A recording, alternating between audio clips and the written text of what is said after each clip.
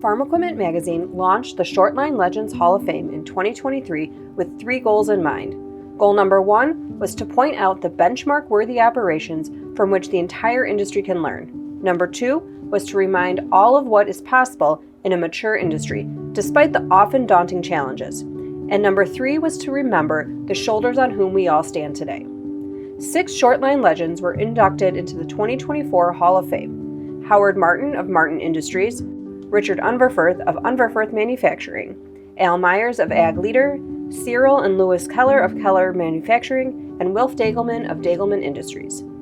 Each left a permanent dent in the ag equipment universe and shortline manufacturing world, and their Hall of Fame induction ensures their legacies will live on for generations to come.